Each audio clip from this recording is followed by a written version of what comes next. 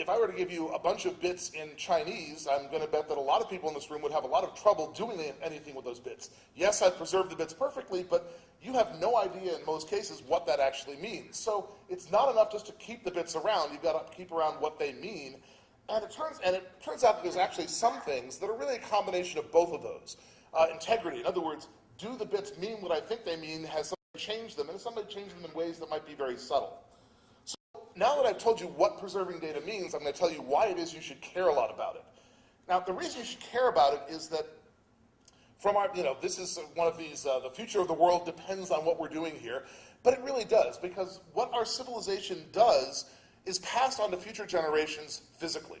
Now, it turns out that we're not, that as much as we've tried, we can't encode information in our genes. Well, yet anyway. That maybe they'll do it later on, but at the moment we can't do it. So historically, people have passed along information in analog ways, using either orally or, as we'll see, written. A good example of this, let's say, is a photo that I have over here. I don't know if anyone recognizes that picture. That picture is actually originally analog, although I did just scan it in. That's me in about 1980, I think it's around 86 or 87. Okay, so that's analog information, and that was preserved on a piece of film for, at this point, close to 25 years. Okay? Now, the problem is, how many things that you have that are digital, because after all, that's what we're preserving in modern society, how many people here have something around that is digital and 25 years old? Okay? How many of you have actually tried to read it recently? Now you see what the problem is. It turns out that analog stuff is very easy. It was very easy for me to get that piece of film out to look at it. I just took it out of the case it was in, hold it up to the light. Okay, it's a negative, so I have to reverse the image, but it's very easy to read it. If that had been digital in 1987, I might have done it on a 3.5-inch floppy, might have done it on something else that I don't even know how I would read it. So the good news is it was stored analog, now it's digital, and I have to figure out how I'm going to actually keep that around for a long time. So what I'm going to try to do then is talk about the challenge for digital data and start out by talking about how we preserved analog data. So right here, I've got a couple of examples of analog information. So the top one up here is Chinese writing. This is ancient Chinese characters. This writing over here is Egyptian hieroglyphics. You've got linear B over here, and over here are Mayan hieroglyphics. Now, all of these are examples of people who lived thousands of years ago and wanting to preserve information. And it turns out that this is a lot more reliable than the original transformation method, which was, of course, verbal. Right? Verbal transformation has been around much, much longer than oral, than written, but verbal is subject to all kinds of transmission errors. People just get stuff wrong. So they decided we're going to write this stuff down, and we're going to, in many cases, carve it into stone because that worked pretty well. Now, it turns out that there are a lot of things we can learn from the way that people have preserved data digitally for thousands of years, right? They've been concerned about media reliability. If I write something in stone, how long does it last? And it turns out for stone, it's not that all stone is created equal. Some stone is very, very hard, like granite. Other stone, turns out things like limestone and sandstone, not so much. So we'll see that media reliability and readability is an issue. Data integrity is another problem. How do I know that what was written down originally is what I'm reading now? And what happens if small pieces of it get erased over time due to failure or anything else? Of course, the last thing is preserving meaning. And we'll see cases where very old analog stuff, actually, you can read all the bits perfectly well. We have no clue at all what it means. And we'll see that there are a couple of cases of that. Okay. All right. So first of all, media reliability. Turns out that some forms of media are more reliable than others. And actually, this over here, you can probably recognize one of the Dead Sea Scrolls. Remarkably reliable. It's lasted for 2,000 years. I mean, I don't think people realize how reliable that really is when you consider that there's a lot of media for computers that's 50 years old that's in much, much worse shape than that. So 2,000 years is pretty good. Paper, it turns out, is less reliable than parchment. These scrolls were actually on parchment. And so you have to constantly recopy it. Parchment is more reliable, but it's still vulnerable. This only survived because it was in a very dry climate. Now, you might think that something like over here, which is another Egyptian hieroglyph, it's stone. Stone is very reliable, except for one small problem. Apparently, the pharaohs had this nasty habit of erasing the names of their predecessors. Okay, so you have this stone here, which is very, very reliable until someone decides to go and deliberately modify it and make changes. One of the reasons, apparently, that Ramses II is so well known as an Egyptian pharaoh is that he cut his name very, very deep into granite, which made it incredibly difficult for anybody to go and erase his name. So this is one of the things that you actually have to learn about is how do you make stuff reliable. Now, vulnerability can be mitigated by copying, right? If you have media like parchment, that's very vulnerable. You do lots of copies. Copy of the Torah, that's how we make copies of it. Well, it turns out that if you're constantly recopying things to make sure that it survives, you have a separate problem. And that next problem you have to worry about is integrity, okay? So if you make lots and lots of copies, you have lots and lots of potential errors, okay? So how do you solve this problem? Do you make independent copies? Do you make the material more complicated? Do you have rules for it? Now, it turns out that one of the people, and I've got a video here. Ever since people started recording information, there's been a need to duplicate it.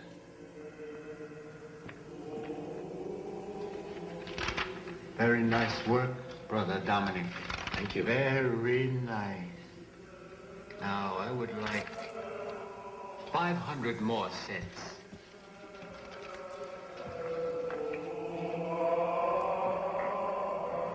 Brother Dominic, how are you? Could you do a big job for me? Here are your sets, Father. The 500 sets you asked for. It's a miracle. Okay, now, for those of you who don't recognize that, that was actually an ad for Xerox that aired in approximately the mid-1970s. It's amazing what you can find on YouTube these days. The point here is that when the medieval monasteries made a living out of making copies, right? And the reason that they did this is that, again, they wanted to ensure that the data stuck around for a long time. Now, the problem when you make all these copies is that you now have an issue of what happens when you make mistakes, right? So this is a page from a medieval manuscript here, and you notice that this is literally flowery text, you know, the flowers on the side here. One of the reasons why they illuminated the text, they did all this stuff, is that it turns out it made it harder to copy. When it takes longer to copy, you spend more time making really darn sure that you copied it exactly right. Now, the Torah is the same thing, by the way. It turns out that when you're a Torah scribe and you're making copies, every letter has to be formed perfectly. If you make a mistake, you take out the piece of parchment it's on, and you either find a way to legitimately erase it, there are some ways to do this, or you start over again. That's the way you make sure you don't make copies that are wrong, okay? So now we've got the ways that are analog of making perfectly good copies. Of course, the problem is that, well, everybody can read it. Well, okay, I'm guessing in this room, most people here can read a Torah scroll. The U.S., yeah, you couldn't make that statement, but here I think we're pretty safe. Problem is that preserving meaning is the second problem, right?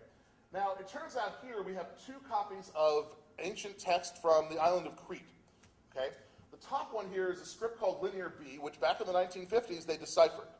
Now, the problem with deciphering it, this is, by the way, almost a cryptographic thing, was that nobody knew how to speak Linear B. Nobody knew what the language was. Well, through a lot of detective work, they discovered that this was actually a written form of ancient Greek.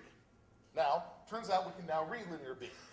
Over here is Linear A, different script from the island of Crete. We have all the bits. You can see the bits right here. We have no idea what they mean. We literally have no idea. This is, in fact, if you want to solve a problem in a field other than computer science, crack Linear A. Nobody has done it, and a lot of people have tried it for a very long time. Now, it turns out, by the way, with the Torah, the same thing happens. There are plenty of singleton words which, from context, we know what the words are. They're nouns, they're verbs. We know even that it's a bird. We just don't know exactly what bird. A lot of, for example, I know that there are a lot of Orthodox Jews who won't eat one of the 6 kinds of locusts because we know that they're locusts. We just don't know exactly which ones they are, and, well, they're kosher if we just knew which ones they were. This is a real problem, okay? Now, in terms of preserving meaning over time, you've got 2 basic approaches. The first one is to translate during copy. Okay, so again, if you look over here at the illuminated text, this is a page from the Bible, but you can look and that's clearly not Hebrew. It's actually Latin. Now, that means that what they did is they copied it from Hebrew, almost certainly to Greek, and then from Greek to Latin. So it's been translated twice. Okay. Now, this, in terms of digital preservation, this is a very good idea. There is, however, one little problem, and that is that when you try to translate meaning, you sometimes end up with errors in translation. Okay, and errors in translation can be a bit of a problem, right? Does everyone recognize the photo down there? Okay, that's a picture of Moses, and note on his head you have something which was not exactly in the original, but in fact in the Greek and Latin, it turns out that Moses has horns. Clearly that's not the case, right?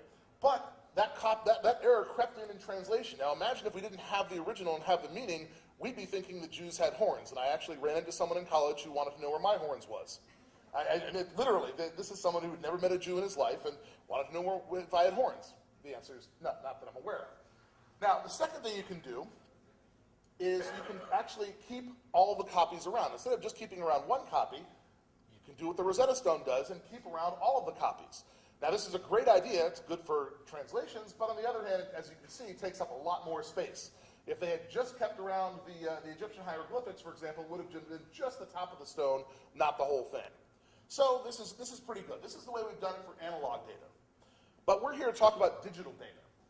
Now, digital data, the reason we went through how people preserve analog data is that digital data has a lot of the same issues. We've got to keep the actual bits. We've got to be able to read them.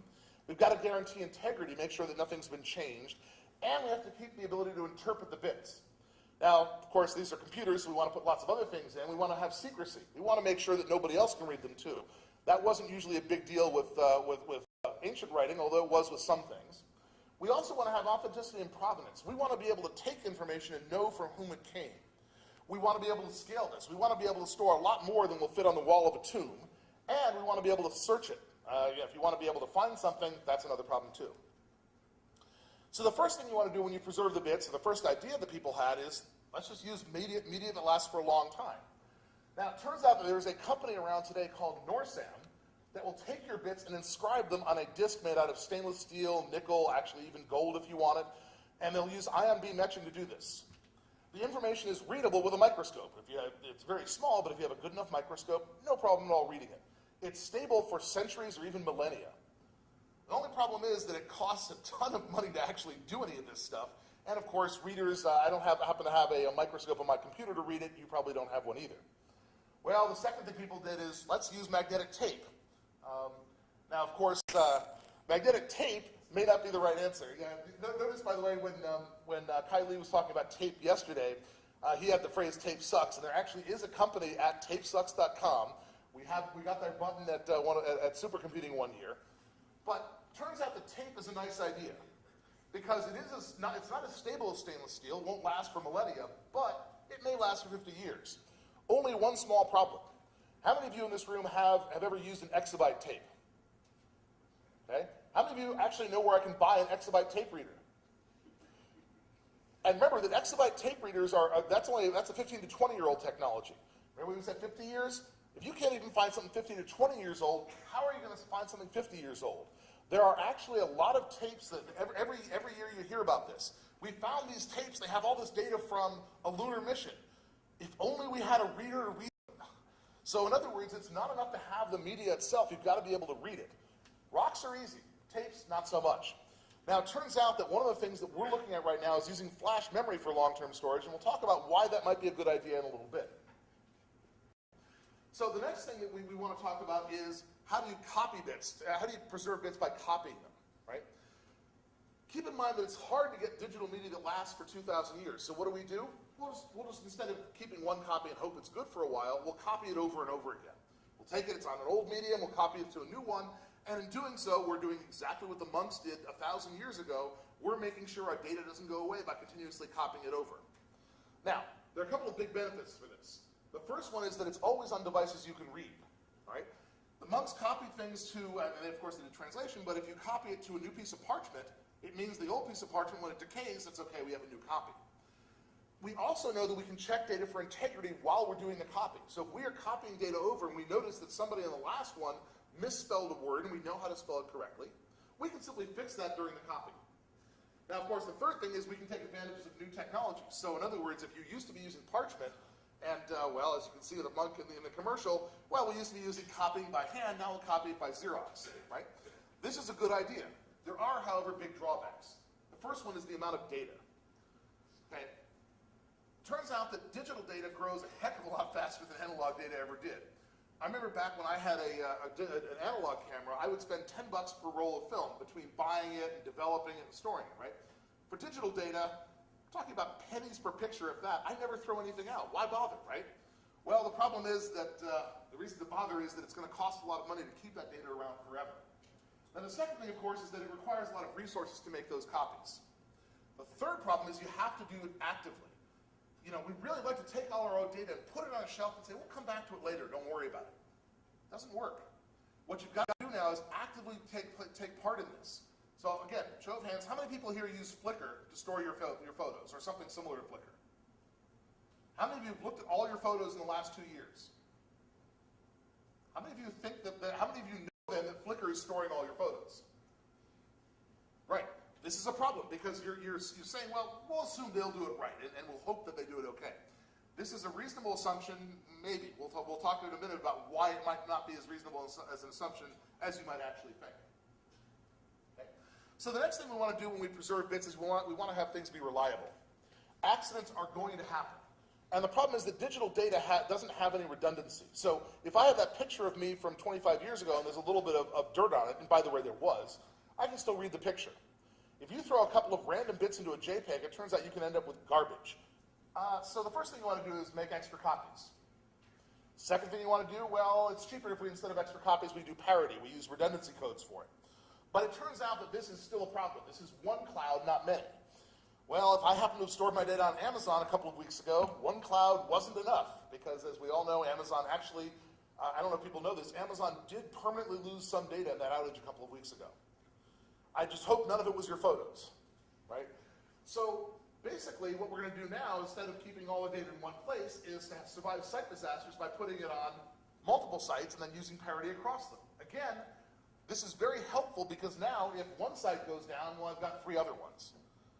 But again, this complicates things. It means more effort and more work to do this, right? So it turns out that doing it this way, well, okay, now I'm safe if Amazon goes down because I'm storing it on Google and I'm storing it on 2 other ones. But I need to make sure that they don't all have the same failure mode. One of the biggest problems that people might have is, oh, that's great, I'm going to buy it from company A, company B, company C, all of whom bought their data storage from Amazon, and guess what? You've got to be very careful about this. It's not as simple as saying, oh, but it's 3 providers. They've really got to be orthogonal. The failure modes have to be different. This is something that a lot of people mess up because they just keep data on what they think are 3 providers, and it's only 1. So the next thing you have to worry about is device evolution, all right? Devices do change over time. They get bigger, they get more reliable, maybe, they get faster, usually. And as they do this, right, you've got to make sure that you've got a way of integrating it into the system. So if you started out over here with a 5¼ inch floppy, that's great, except that those things held 100 kilobytes, 200 kilobytes. Okay, we'll go to an exabyte tape. That's gonna be able to hold gigabytes, 10 or 20 gigabytes. Now we'll go to an LTO4 tape. That'll hold 800 gigabytes. We'll go to a hard drive that holds 3 terabytes today. So this is great. We can move data along as long as we do it on a regular basis. I'm willing to bet that 20 years ago I could have read my data off of floppies and put it on an exabyte tape. But if I were to try to do this today, go straight from exabyte tape to hard drive, as I said before, I don't have exabyte hard drives. I'm out of luck. So I've got to do this on a regular basis. The big problem, though, is that you don't want to do this all at once because it's expensive. There are actually sites that have, and I think you saw from Kai Lee's talk, a site that had this tape archive the size of this entire platform up here. Imagine trying to copy all of that to a new technology, let's say data domain's new technology. How long does it take? Literally takes years. I'm not exaggerating on this one, it literally takes years. If you want to copy 10,000 tapes at 4 tapes per day, which is about what it takes to read tapes, that's 2,500 days. So if I have 8 tape drives running in parallel, I can do it in about a year. Think of all the resources it takes just to go from one technology to another. Right now, of course, what we want to do then is do something a little bit different. And some of the work we're doing is on using intelligent devices. So the problem with tapes is you need a tape drive. Disks are good though because I can read all the disks independently. So what we're going to do, and I'll talk about this solution in a minute, is to actually use intelligent devices that connect via networks because, unlike tapes, networks evolve very slowly. Okay? Now the next thing we want to worry about is integrity. How do we make sure that our data hasn't changed? Now, there are 2 kinds of modification we have to worry about. The first one is accidental. Oops, I'm sorry, the bits dropped. There's been bit rot, bit failure. Yeah, that's one of them. That one's not so bad because we have ways of checking against that. It's the intentional modification that we're worried about. And it turns out that intentional modification, people are starting to see archives that are being intentionally modified with the intent of changing what has actually happened. If you happen to work for a corporation that's, let's say, under indictment for something, you might want to intentionally change the results. Now, one of the ways to avoid the problem is to have independent spheres of control. Again, store your data with 4 different providers and make sure they don't know each other. In the US, this has been a big problem. If you stored your money in 4 different banks, 10 years later, it's all in one bank because they keep buying each other. So this is a problem. We've got to make sure that you use independent spheres of control here. This is the exact opposite of the computing industry where everybody's consolidating. Now we all use one architecture. For storage, you want to use multiple architectures because it's safer. Now, scalability is a problem as well. We want to make sure that these archives can grow organically. I don't want to go and pay for a really big archive on day one. I want to add a little bit when I get more and more storage. It turns out that this is actually a lot harder than you think. One of the problems is that the archive has to function at small scale, where small scale might be 20 devices, and then it has to grow to 1 million devices. Well, that's a very hard thing to do. 1 million disks is only an exabyte of data, and that's not all that much data. Okay, the US government, as you've heard, I'm sure, is planning for exascale computing, and one of the parts of that is exascale storage. The difference is that exascale computing, once the computer is done and it's too old, we'll throw it out after 5 years. The data we generate, we're not throwing it out after 5 years. We're keeping it forever, or at least for a really long time.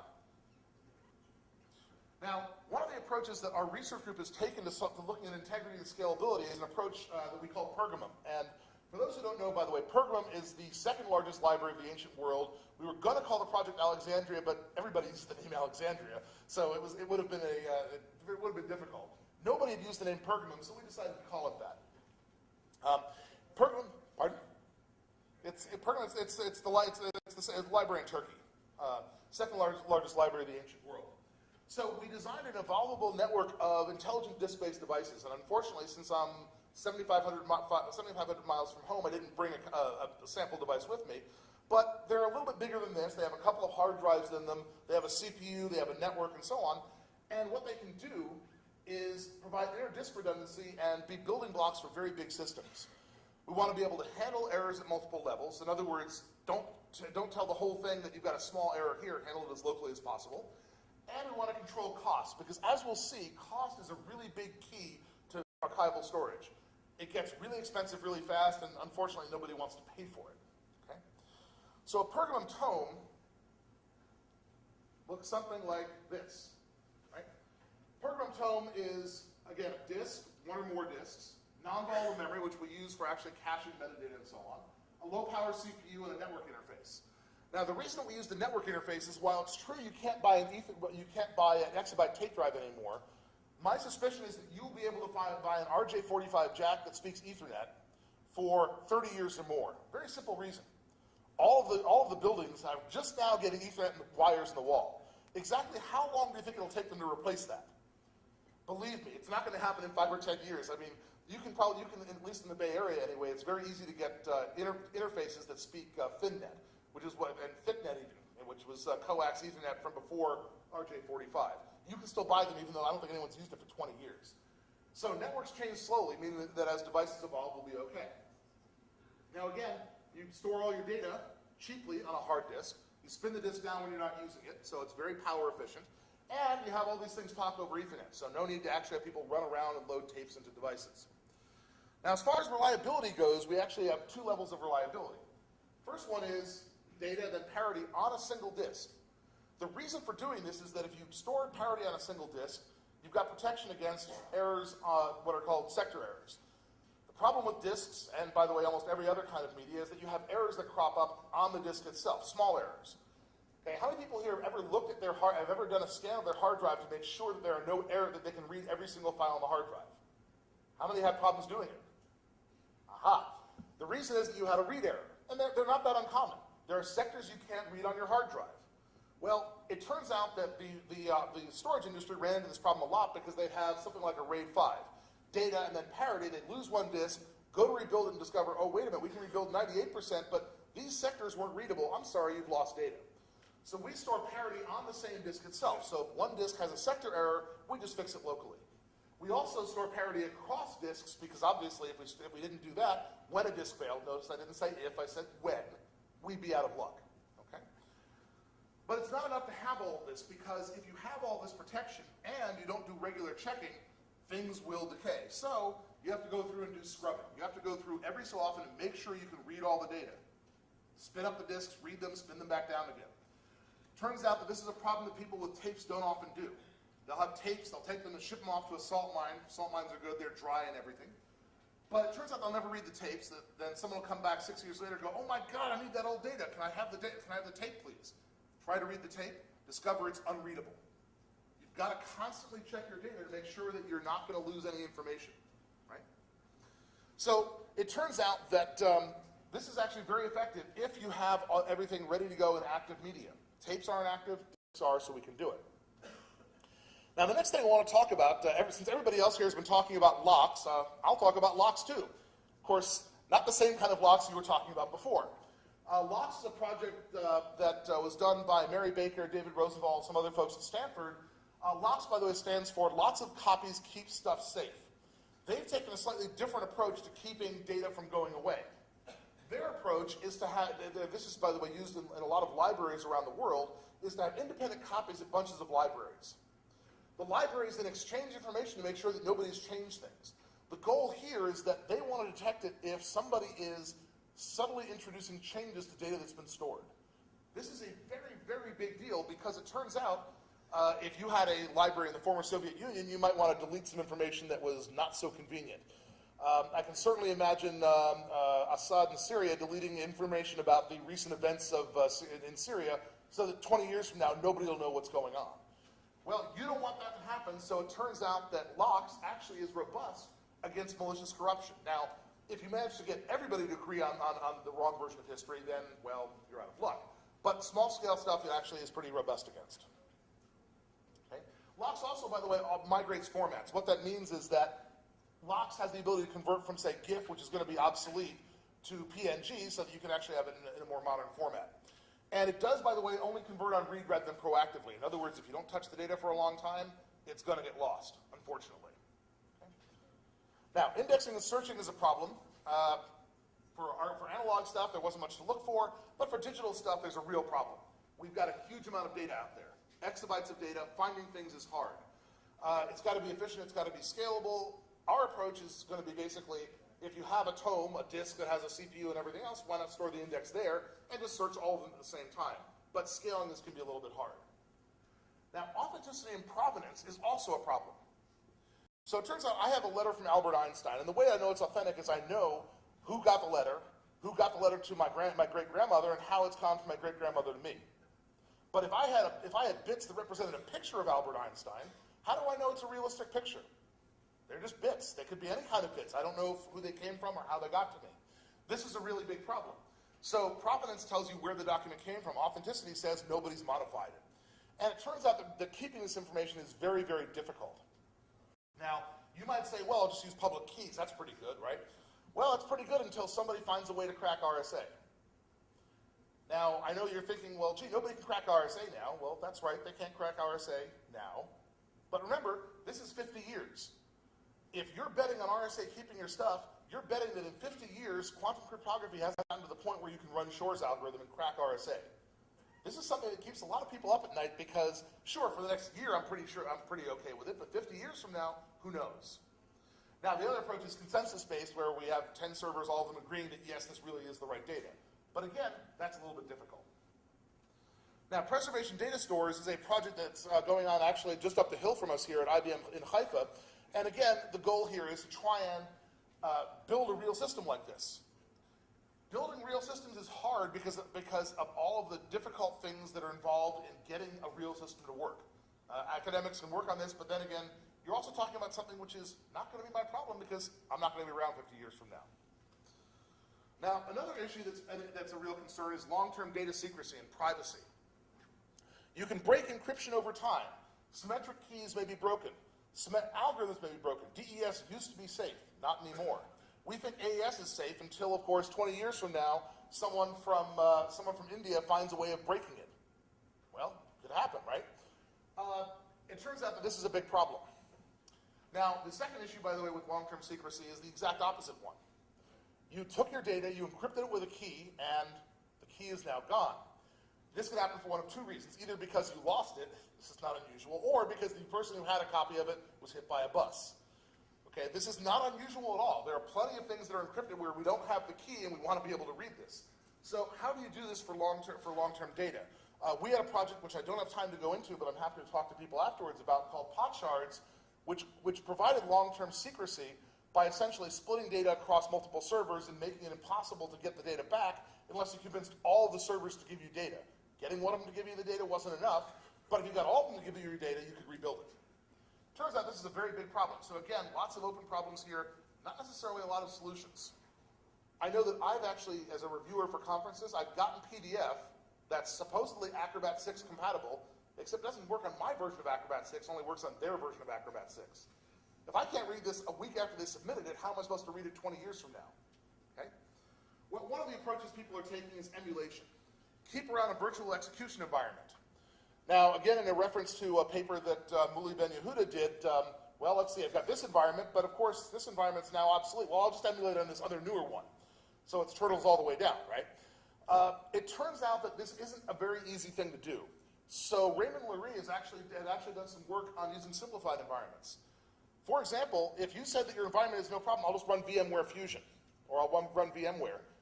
You're talking now about having an Intel x86 processor run correctly. I think we had some folks from Intel yesterday who could tell you exactly how hard it is to get that to happen. So we're using simplified environments. There's something called the Universal Virtual Computer, which has about 18 instructions. Yes, it's not fast, but that's not our goal. Our goal is works. Works is better than fast for archival storage. Okay? Now, migrating is a nice idea, right? When you make a copy, just go to the new format. So when you read that old WordPerfect document, turn it into Microsoft Word. Now, the nice thing is you don't have to keep a complex environment around. The bad news is that, again, you've got to keep doing this migration because, of course, there'll be Microsoft Word 2020. Now, one way to solve this problem, by the way, is to keep your documents around in formats that are very easy to use. For example, my thesis was in FrameMaker. I can't read FrameMaker anymore. My thesis is lost. I learned my lesson.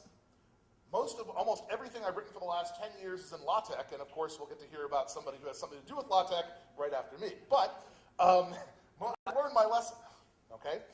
Now, the problem you have if you're translating formats is, does that new copy really have the same meaning the original one has? Now, the last thing I want to talk about is the economics of archival storage. This is a really big problem, okay? Because when we store data, and this is photos or anything else, we want to pay for it once. We say, I created my bits, I want to pay for them once. Now, there's a problem with this. The data that everybody wants to use is the new stuff. They want to use the data that came out a week ago or 2 weeks ago. They want to use the YouTube videos for this year, not the YouTube videos for 5 years ago. So how does a company like Flickr or YouTube make money? They make money by showing you ads. But they can only show you ads for things you look at. And how many of you have actually looked at something on YouTube or Flickr that's more than 3 years old? Not many. So how is YouTube or Flickr going to make money on all that old data? And it's a problem because when that data gets old, those ongoing costs are going to start killing them. They have no way of making money off of it. Right? The problem is basically that people don't use stuff that's old. So how do we solve this problem? One of them is, well, we'll just charge you more initially, get a more reliable form of storage, like flash memory, which will last longer than disk. And that way, well, we'll charge you more in the beginning, but it'll last longer. Maybe that's one way to do it. Maybe we'll pay for ongoing storage with revenue from new data. We'll see in a minute. That may not work too well. The third approach, which is one that I think is going to have to happen, but really nobody wants to, is to get rid of a lot of the data. Problem is, which data do you get rid of? How do you know what's going to be interesting to future generations? Remember I told you that linear B was deciphered? The way they deciphered it was by deciphering clay tablets that it turns out were accounting records. Really boring accounting records, and that's how they deciphered the language. So what do you keep? The interesting pictures or the boring accounting records? Keeping in mind the boring accounting records may be more interesting 100 years from now than the pictures of your vacation. So where are your photos? Whoops. Okay, the answer is that your photos are right now, right about over here. This is the ratio of old storage to new storage on a storage system that grows exponentially for about the first 5 or 6 years, just like YouTube has grown. Then the question is, what happens now? So we're 6 years into YouTube, and YouTube's right about over here. There's no difference between any of these models in terms of what's going on. Okay. But why are they, let's see here. Problem with, there we go. The problem here is that Keynote is doing the wrong thing. Now, the difficulty is that if you look at these models, this model down here is what happens if we continue to have exponential growth. In fact, the growth rate continues to accelerate. The ratio of old data to new data actually gets lower. And you see here it's way under 1. Okay? Now, what that means is that you can pay for all your archival, your new storage with all the money you get. You can pay for all your old storage with all the money from new data. But over here is what happens if we start storing constant amounts of data each year. You take pictures, you store a gigabyte a year of photos. After just 25 years, it's 4 times the cost of storing the new data is what it takes to store the old data that you're trying to keep around.